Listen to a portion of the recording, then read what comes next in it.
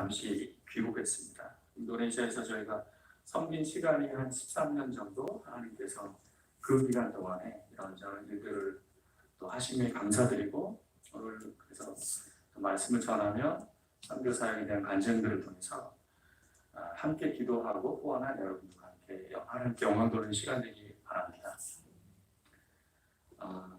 선교는 교회의 본질입니다. 제 석사학위 논문의 제목과 같은데요. 교회의 본질은 선교입니다. 선교의 출발점은 하나님이 세상을 이처럼 사랑하사 독생자 예수님을 이 땅에 보내신 것입니다. 하나님의 관심은 하나님과 멀어진 세상, 사람들이 하나님께 돌아오는 것입니다. 즉 선교하는 일입니다. 그래서 최초의 선교사로 예수님을 하늘에서 땅으로 보내셨습니다. 그리고 구원하신 그 예수님께서 제자들에게 땅끝까지 이르러 복음을 전하라. 마태복음의 마지막 부분 사도행전에 시작되는 그 명령을 제자들에게 부탁했고 그 제자들이 전한 그 복음이 또 유럽으로 아시아로 또 지금 예수님의 제자된 우리가 감당하고 있는 것입니다.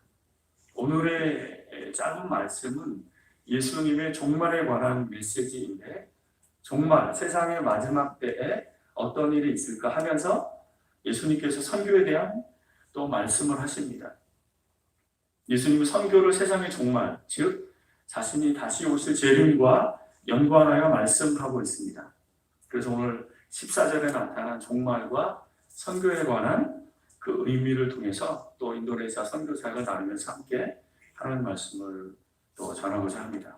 오늘 말씀을 통해서 나누고 싶은 첫 번째 메시지는 선교의 내용은 하나님 나라의 복음을 전하는 것이다.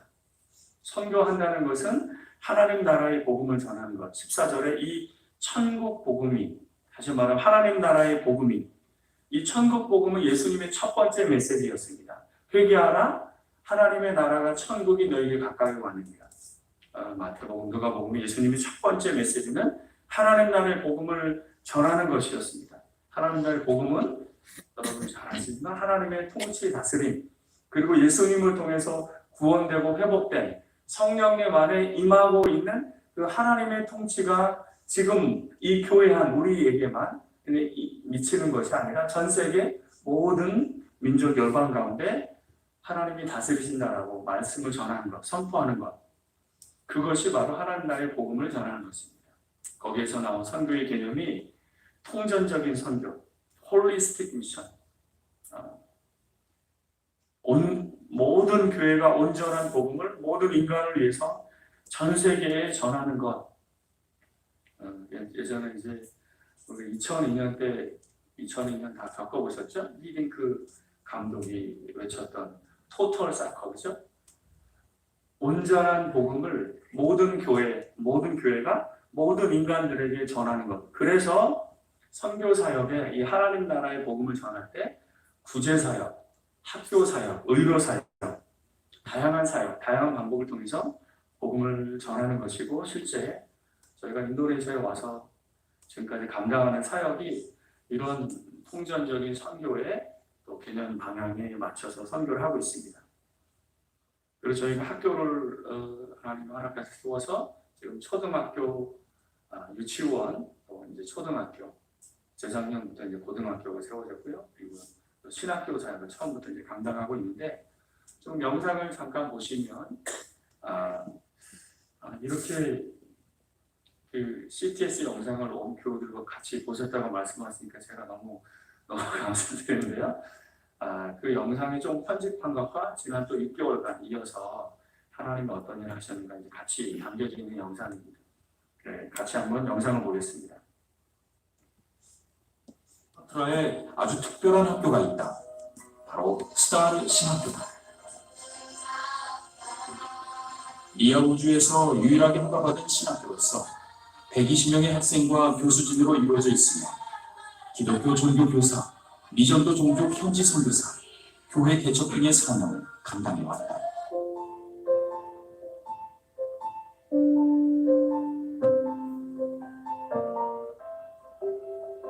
오늘은 이번 학기 마지막 수업 시간.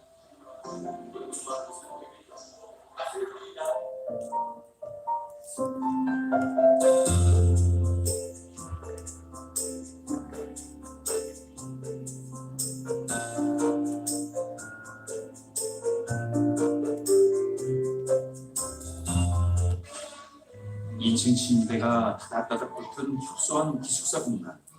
아이들은 힘들지만 이런 공간조차 감사하다.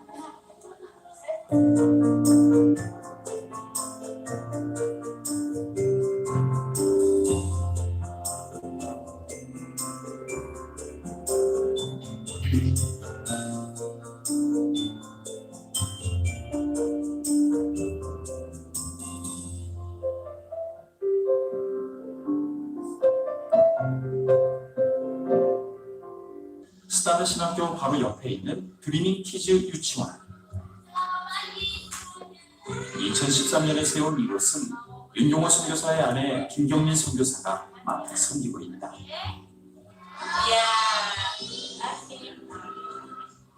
꿈이 없던 이 지역 아이들에게 매일 아침을 기도와 말씀으로 시작하며 예수의 소망을 심고 있다. 유치원 바로 옆에 있는 고등학교. 윤용호 선교사가 2년 전에 세운 뻑한바로 성경고등학교다. 오늘은 매주 있는 종교 수업 시간, 스타르 신학교를 졸업한 교사가 아이들에게 기독교 교육을 마음껏 전할 수 있는 자리가 되고 있다.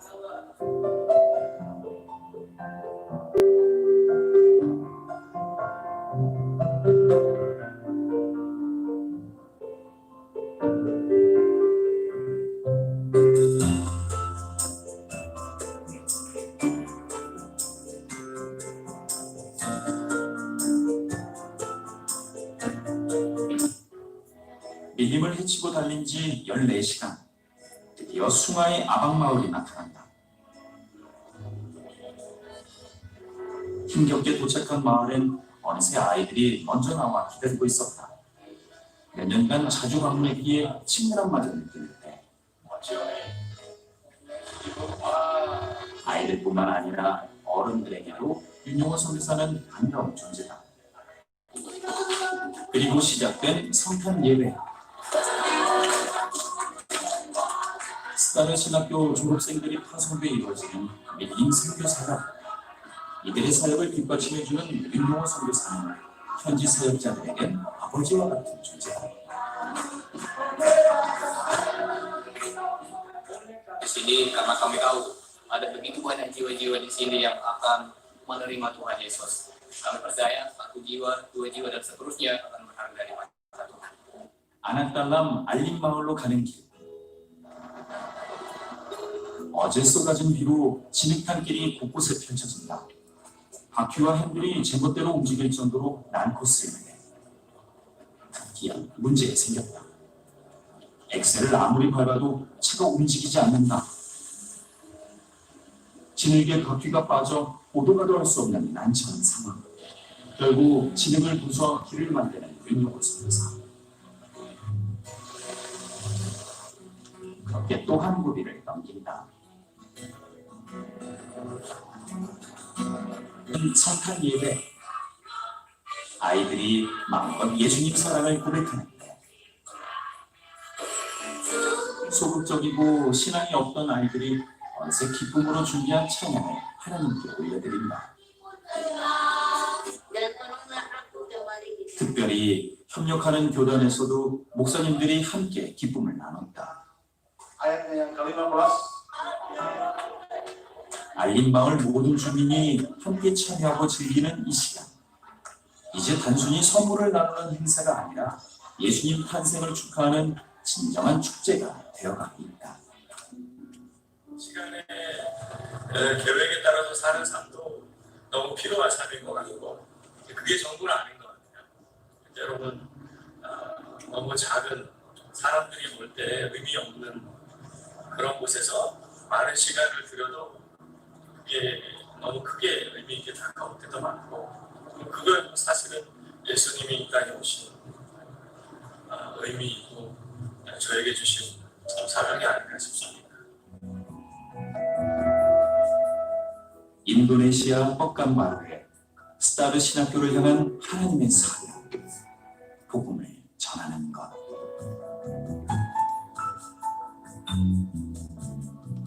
황무한 땅에 복음을 심는 윤용호 선교사를 통해 주님의 나라가 이 땅에 이루어지길 간절히 소망한다.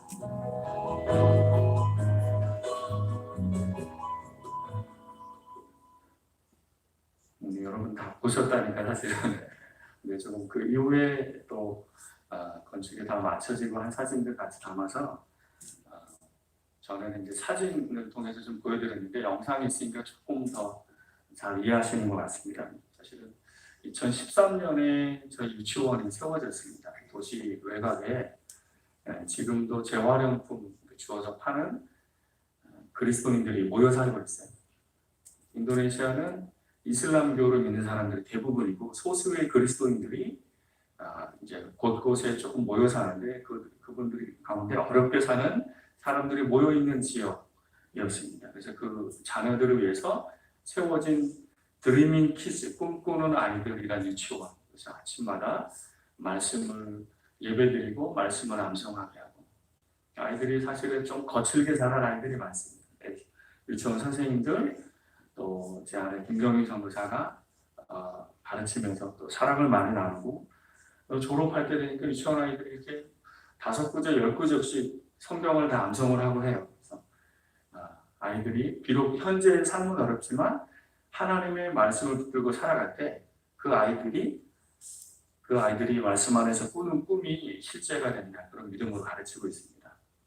벌써 한 7년째 유치원을 운영하다가 그리고 이제 재작년에 아까 보신 그런 지방, 제가 사는 지역이 인도네시아 수마트라의 가운데 있는 주입니다. 인도네시아 팜 농장, 팜 오일이 많이 나는 주입니다. 그래서 한 농장이 팜 농장 규모가 뭐 안산시보다 훨씬 크죠. 차로 비포장도로 차로 2-3시간씩 가는 농장들이 수천, 수만 개의 농장들이 그곳에 3,000명, 5,000명씩 모여 사는 거예요.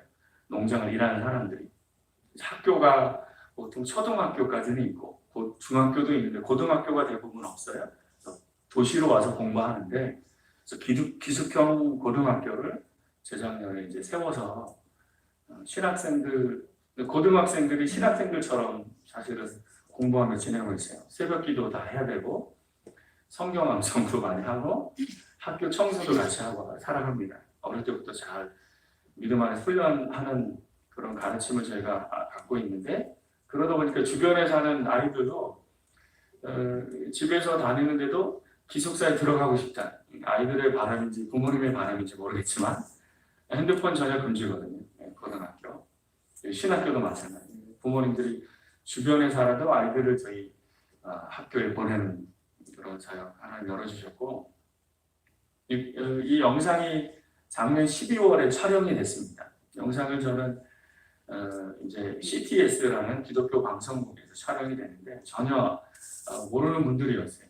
인터넷에서 아마 검색을 하시다가 선교 편지를 보셨나 봐요. 연락이 와서 아니 저는 그런 거 안 하고 싶습니다. 다른 열심히 하는 분들 촬영하세요 했는데 계속 하고 싶다고 선교사님 또 이렇게 하고 싶습니다. 그래서 적극적으로 해서 제가 알겠습니다. 작년 12월에 일주일 동안 CTS에서 보통 영상을 찍으려면 몇 명이 이렇게 오잖아요.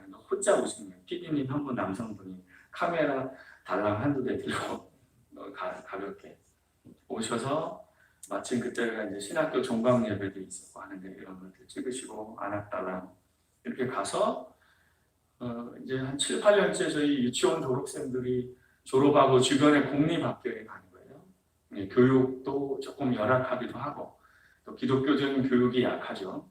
부족하고 또 간혹 기독교인 종교교사가 없는 학교에서 배우기도 하는데 초등학교를 계속 세워달라고 근데 저희가 신학교 사역에 집중하다 보니 그럴 여력이 없었습니다.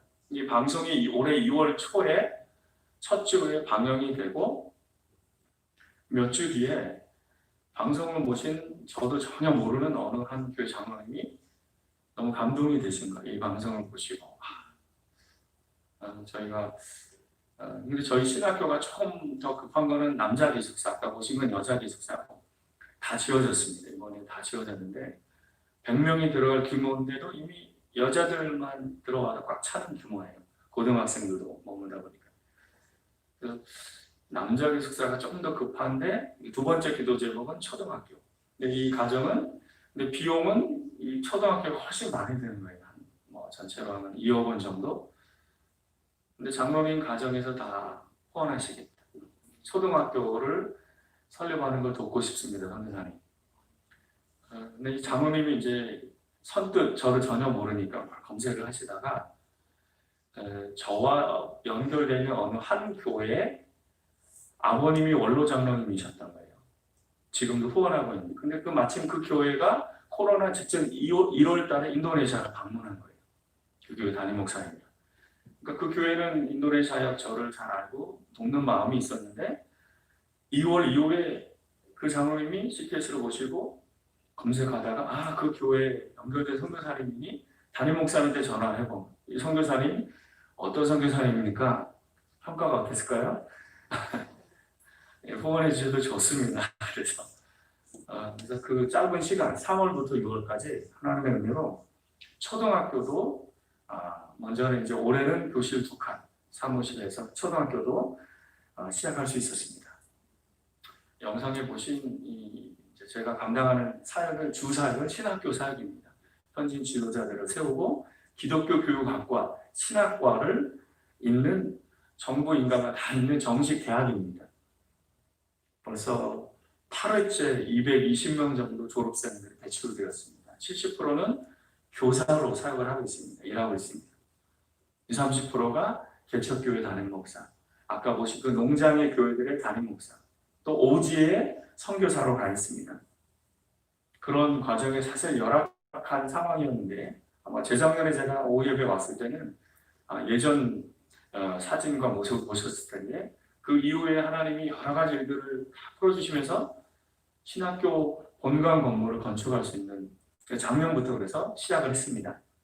중간에 코로나가 와서 조금 인도네시아도 어려움이 있었지만 하나님이 올해 6월 말까지 신학교 건축을 400평 정도 기숙사와 함께 교실 8칸, 채플실 하나님께서 은혜 주셔서 잘 마칠 수가 있었습니다. 그래서 이 일을 통해서 지금이나 처음부터 현지인들과 함께 현지인들을 통해서 현지 교회를 통해서 파송된 제자들을 통해서 복음을 전하는 사역들을 처음부터 지금까지 감당하고 있고 특별히 세워진 학교들을 통해서 그들 안에 믿음이 잘 심겨져서 학교 사역을 통해서 복음이 전해지는 이 사역들을 감당하고 있습니다. 온 세상에 전파되어야 될 복음은 하나님 나라의 복음입니다. 이 천국 복음이 구제, 의료, 학교 사역을 통해서 온전한 복음의 모습으로 모든 사람들에게 비로소 다가가고 전해줄 수 있습니다. 선교의 내용, 하나님 나라의 복음을 전하는 것이고요. 두 번째는 복음의 보편성을 전하는 것입니다. 선교는 복음의 보편성, 다시 말하면 이 복음은 모든 계층, 모든 사람들에게 시공간의 경계를 넘어서 전해지는 것, 그것이 선교입니다. 천국 복음이 모든 민족에게 증언되기 위하여, 다시 말하면 사실은 복음이 전해지려면 다양한 경계, 간격을 넘어서서 전해져야 하는데 복음이 전해지기 위해서 사실 많은 간격이 있습니다. 경계가 있습니다. 지역적인 경계, 민족적인 경계, 그것을 넘어서 복음을 전하라. 복음의 보편성을 전하는 것입니다. 사실 지금 우리가 살아가는 세상에 많은 경계들이 있습니다. 아직도 큰 경계 중에 하나가 민족적인 경계입니다. 한 나라에 많은 민족 구성원들이 모여 살고 있는 나라일수록 그런 간격이 참 큽니다. 사실은 한국에 살다 보면 그런 것을 잘 못 느낍니다. 사실은 제가 한국에서 왔고 한국은 한 민족이고 하나의 언어를 사용합니다라고 소개하면 인도네시아 사람들은 의아스럽게 생각하죠. 왜냐하면 인도네시아는 700개 종족, 이 종족은 일본, 중국, 한국 사람처럼 다른 종족입니다. 1100개의 언어, 뭐 전라도 말, 제주도 말 정도의 차이가 아니라 중국어와 한국어처럼 완전히 다른. 그래서 저희 신학교의 규칙 중에 하나는 여러분 종족어 사용 금지. 여러분 한국에 있는 학교 중에 사투리 금지 없잖아요, 그렇죠? 목사님들은 약간 제한을 받아요, 사실은. 지방에 사시는 목사님들은 지방을 쓰셔도 되시겠지만 조금 일부러 조심을 하죠, 목사님들은. 안녕하세요. 아빠까바 인도네시아 보편적인 말입니다. 아니면 아침, 점심, 저녁으로 슬라마 빠기, 슬라마 시앙, 슬라마 소레, 슬라마 말람 이렇게 인사합니다. 근데 종족으로 들어가면요, 뭐 좋아, 뭐 야호부, 호라스 이거 다 인사 똑같은 인사 표현이에요. 그래서 제가 현지 교회 가서 말씀을 전할 때 주로 한 종족 구성원이 모여 있는 교회에 가면 그 사람들에 맞게 바탁 종족 사람들이 모여서 예배하면 그 종족으로만 예배를 드려요. 언어가 완전히 달라요. 설교만 인도네시아어로 해요. 처음에는 그래도 이렇게 인사하죠. 호라스, 뭐 인도네시아 인사가 아니라 종족만 인사를 먼저 하는 겁니다. 그렇게 다양합니다. 간격이 참 큽니다. 그 간격을 넘어서 그 경계를 넘을 때 사실 어려움이 있습니다. 인도네시아의 다양한 민족들에게 복음을 전할 때 사실은 그 경계를 넘는 어려움들이 있습니다. 날씨, 인도네시아는 예수님의 성품을 담아서 늘 한결같습니다. 늘 더운 나라예요. 34, 5도 매일 아침 7시부터 오후 5시, 6시까지 해가 얼마나 맑은 적도를 지나고 있는 비가 조금 시원한 나라입니다. 길, 아까 여러분 좀 보셨죠? 뭐 여러 뭐 연기, 연무, 다양한 어려움들이 복음을 전할 때 있습니다. 특별히 아직 큰 나라이고 대국이지만 사실은 2억 7천만 명의 인도네시아 사람들이 17,000여 개의 섬에 이제 흩어져서 살고 있습니다. 그러다 보니까 사실 어려운 지역들이 많습니다. 도로가 잘 되어 있지 않은 지역도 많고, 사실 올해 코로나가 확산되었을 때 3월 초부터 인도네시아에 본격적으로 코로나가 이제 확산이 되면서 한 달 반 모든 지역 봉쇄, 넘어갈 수가 없는 지역과 지역, 비행기로 주로 많이 가는데 한 달 반 동안 비행기가 다 금지. 그렇게까지 하고 하는데도 지금 계속 확진자가 늘어가고 있고 십수만 명 많은 사망자가, 그러나 이제 그 통계가 또 이렇게 제대로 믿을 수 없는 통계인 상황이고 병원의 진료라든가 참 어려운 상황입니다. 또 이제 도로 사정도 너무 열악하고 다르죠, 사실. 제가 이제 한국에 와서 오면은 인천공항에 입국하면서부터 감동을 받고 참 좋습니다. 한국에 오는 순간부터 와이파이가 쫙 켜집니다. 인천공항에 입국하면. 인천공항에서 고속도로 이렇게 도로를 타고 달리는 숲을 보고 바다를 지나고 강을 지나고 이렇게 다리를 걷는 뭐 정말 너무 좋다. 요즘도 하루에 50번에서 100번 정도는 너무 좋다, 너무 맛있다, 너무 좋다 입에 달고 사는 것 같아요. 인도네시아 이제 조금만 이제 지역으로 가거나 하면은 상황이 열악한 거죠. 아까 영상을 보시고 한편으로는 진짜 그런가, 그래서 이번에 CTS 그 PD님이 같이 일주일간 동행하면서 제가 지방의 시골에 가서 2박 3일 말씀을 전합니다. 아나까라 미전도 종족회에 갑니다. 선교사님 너무 잘 됐네요. 그러다가 아까 그 장면, 차가 빠진 거야. 차가 자릉구동이니, 그러면 웬만한 지역은 다 가는 차입니다. 차가 빠지자마자 이분이 카메라를 들고, 제가 지금 게 아니라 프로정씨 너무 좋으신 거예요. 이런 장면이 선교사님 영상에 나가야 됩니다. 너무 좋아하신 거예요. 차가 빠진 장면을 아주 세세하게 찍으셨어요. 그런 장면이 5번, 6번 반복이 되자 그분이 너무 긴장하시는 거예요. 선교사님 갈 수 있을까요? 빠져나갈 수 있나요? 밤에도 빠졌거든요. 12시가 지나갔는데 사역을 하고 나오는 중간에 3-4시간 빠져있는 상황, 기도하고 하나님이 늘 길을 주시죠. 나가게 하시죠. 그런 상황들을 넘어서 하나님이 5-6년 아낙달라 미전도 종족에 복음을 전하게 하셨습니다. 한 마을에 방문하는 것부터 시작했습니다. 맨 처음 방문은 저와 제 아내가 가서 차를 가지고 가서 방문했어요. 옷을 나눠주고 함께 밥을 먹고 오는 일부터 시작했습니다.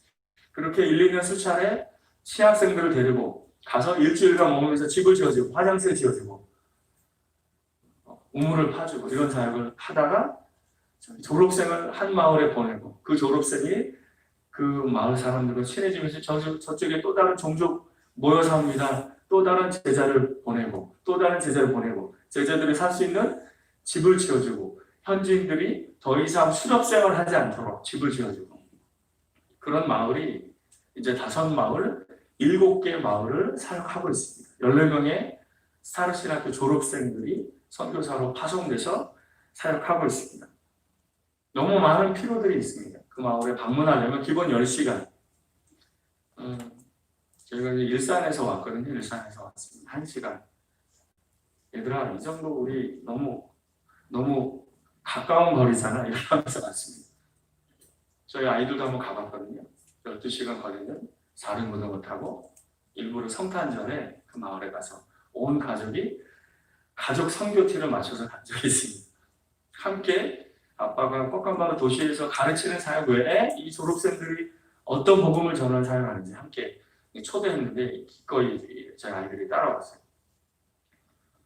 그런 사역하는 그런 마을 사역에 하나님께서 이제는 이모저모 현지에 도움의 손길들을 붙여주셨습니다. 그리고 또 어려움을 당하는 사람들 구호 물품을 나누고 하는 사역들을 또 감당하고 있습니다. 선교는 하나님 나라의 복음이 여러 경계를 넘어서 온 세상과 모든 민족에게 경계를 넘을 때 발생하는 어려움과 고난에도 불구하고 전하는 것이 선교입니다.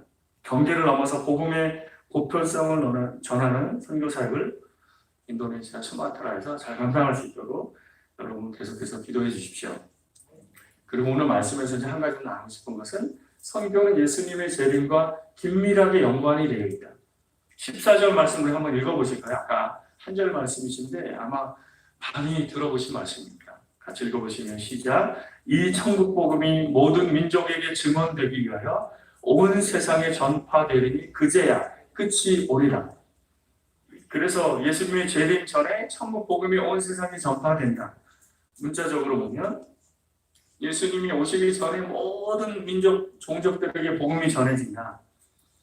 예수님이 다시 말하면 모든 민족에게 복음이 전해지지 않으면 예수님이 오시지 않는다. 그래서 많은 선교단체들이 우리 시대에 예수님의 오심을 앞당기자 복음을 모든 민족에게 전해서 선교사를 지금 한국교회가 3만 명을 보내고 있는데 10만 명, 30만 명 선교사를 보내서 예수님의 오심을 앞당기자. 그러나 그렇게 문자적으로 해석하기보다 아직도 사실은 기독교 인구가 전 세계 30% 정도, 일본은 수백 년간 복음을 전했음에도 불구하고 아직도 1%가 되지 않는 크리스찬들이 살고 있습니다. 인도네시아 이슬람들을 바라보면 사실은 87%, 인구 2억 7천만 명의 87%가 이슬람인 그 나라 이슬람들을 바라보면 언제 이들에게 복음이 다 전해질 수 있을까? 그럼 예수님이 안 오시는 거 아니야? 예수님이 오실 수는 있을까? 이런 염려와 우려와 또 다른 생각이 들기도 합니다. 그럼에도 불구하고 이렇게 말씀하신 이 본문은 만민에게 구원의 복음을 전파해야 될 복음 전파의 긴급성을 제자들에게 전하기 위해서. 그래서 아직 예수님이 오시지 않은 이유가 있다면 아직 우리에게 복음을 전할 시간을 주시는 것입니다. 긴급하게 때와 장소를 가리지 말고 복음을 전해라. 예수님의 재림이 늦어지는 이유가 있다면 그것은 선교를 위해서 주님이 교회에 주신 시간입니다. 복음 전파 사역에 때와 장소를 가리지 않고 모든 교회가 함께 전해라. 그래서 하나님께서 은혜 주셔서 처음부터 지금까지 현지 교회와 파트너가 돼서 사역을 하고 있습니다. 한 교단의 공식적인 비자를 받고 그리고 인도네시아 현지 교회 지도자들, 선교사들, 기독교 종교 교사들을 양육하는 신학교 사역을 통해서 복음을 전하는 일을 하고 있습니다. 처음에는 당시 부자 나라에서 왔으니까 저를 건축하는 현장으로만 주로 많이 데려갑니다. 선교지를 방문하면 주로 이분들이 저에게 기대하는 것은 제 뒤에 있는 그 무엇입니다. 제 얼굴이 한국 사람이고 키도 그들보다 좀 크고 반가워하고 사진도 많이 찍어요. 한국 교회에서는 제가 사진 찍어주세요 이런 얘기를 거의 못 들어봤는데 인도네시아 교회는 설교 뒤에 더 중요한 순서는 사진 찍는 순서입니다. 너무 감사하죠. 예. 저에게 사진 찍어달라고. 그 이후에는 페이스북에 제 팔로워가 막 늘어납니다. 너도 나도 친구 해달라고 막. 저도 모르는 분인데 막 친구 해달라고. 그런 교회들을 이제 방문하다가 설교를 하는 거죠. 한국 교회만 선교하는 것이 아니고 여러분의 교회가 어려워도 있으면 있는 대로 하나님께 함께 선교합시다. 그 메시지를 나누자. 이제는 수년에 걸친 그런 말씀을 나누면서 이제 조금 영향이 되는 중국의 인도네시아의 화교들이 좀 많이 사는데요. 화교 교회들이 조금 비즈니스 하는 사람들도 많이 살고 그분들 교회들이 먼저 응답을 하면서 14명의 저희 제자들이 오지 않았다는 마을에 살아요. 한 사람당 생활비가 되잖아요. 먹을 것도 멀리서 사와야 되니까 더 물가도 비싸. 한 사람당 최소 15만 원 정도 생활비가 드는데 7명의 생활비를 현지 한 교단이 후원하고 있습니다. 할렐루야. 한 사람당 15만 원 곱하기 7. 올해 현지 제가 사는 도시의 한 화교 교단이 말씀을 전하자 성교사님 오지 않았다는 미전도 종족 사역에 무엇이 필요하세요? 사역자가 지금 몇 명이 있는데 몇 사람 후원을 제대로 못 받고 있습니다. 우리가 3명을 후원하겠습니다. 그리고 아까 성탄절에 오셨던 목사님들 한 큰 교단 교회가 1200개 되는 한 현지 교단과 제가 동역하는데 그 교단에서 2명, 3명의 현지 사역자를 공식 선교사로 파송해서 후원하고 있는 그 교단 사무총장님이 직접 비행기 타고 차로 10시간을 와서 함께 성탄절 마을에서 성탄 예배를 드린 겁니다. 수년째 하다가 이제는 작년에는 총회장님도 오셨고 그 교단 사무총장님도 눈으로 보도록 하면서 사무총장님, 총회장님 교회도 교단도 선교해야 됩니다. 같이 응답하고 있습니다. 하나님께서 은혜 주셔서 현재 교회만 응답한 것이 아니라 이 안악다란 사람들이 많이 아파요. 작년에는 그 장이 꼬여서 썩어서 죽기 직전에 추장님 아들을 도시에 있는 병원으로 저희가 모시고 와서 응급실에서 한 달을 그 이후에 병원에서 치료하는 시간에 병원비가 수천만 원이 들어가요. 의료보험이 제대로 없지 않습니까?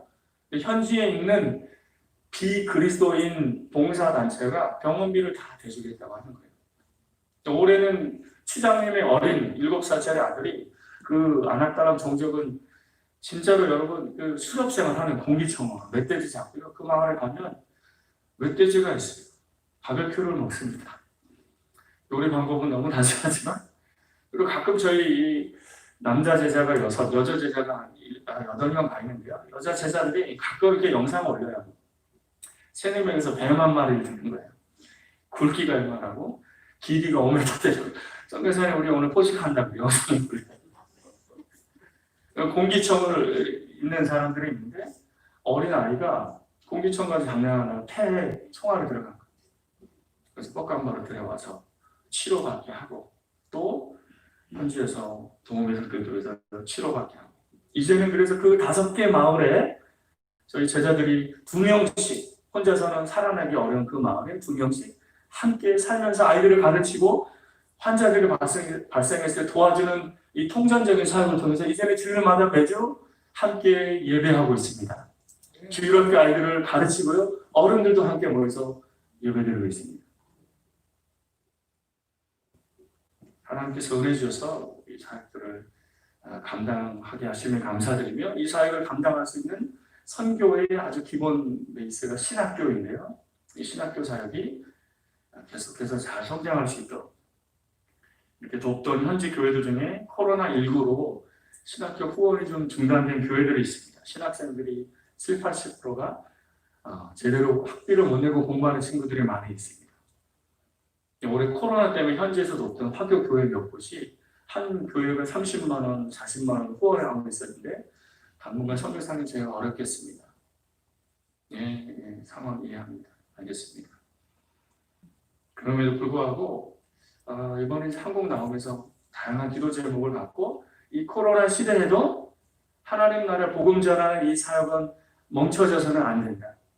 이 일이 저희의 존재와 보고와 간증을 통해 한국교회가 어려움 중에도 선교 사역을 멈추지 않도록 한국 교회에 이 사역을 좀 나누고 싶다. 함께 나눠야 그런 사명으로 들어왔고 이 일들을 잘 감당할 수 있도록 오병이어 교회가 그쪽에 기도하고 또 함께 또 후원해 주시기를 부탁드립니다. 하나님께서 저와 여러분 모두를 선교사로 부르셨습니다. 저희 가정은 인도네시아로. 여러분은 이 지역에서 또 다양한 사역, 직장에서, 가정에서 하나님 나라를 하나님의 온전히 임하시도록 전하는 이 사역으로 여러분을 또 저희를 부르셨습니다. 이 사역을 교회와 가정을 세우면서 살아가시는 그 삶, 더불어 기도하고 후원하고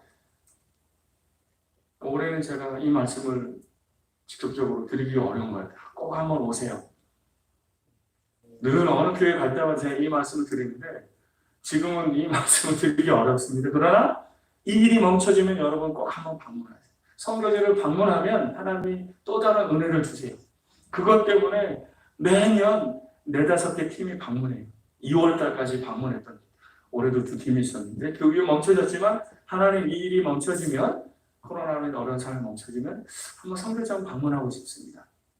그곳에서 하나님이 하는 일을 보고 동참하고 기도하고 싶습니다. 오병이어 교회 목사님과 그래서 신학교 늘 말씀 전하기 더운 곳이었어요. 근데 에어컨을 들여놨어요. 저희 신학교는 이번에 처음 이렇게 서 있는 에어컨이 채플실에 세워졌어요. 우리 학생들에게도 한국교회 영성 말씀을 나눠주시고 우리 장로님, 성도님들도 청년들도 하나님이 하시는 일을 보고 기도하고 그래서 이 땅에서 더 선교적 사역을 잘 감당하는 오병이어 교회 모든 성도님들이 되시길 바랍니다. 그래서 그제야 끝이 오리라는 주님의 메시지를 적극적으로 기다리고 그래서 주님이 오실 때 아멘 주 예수 기쁘게 주님을 만나시는 여러분들이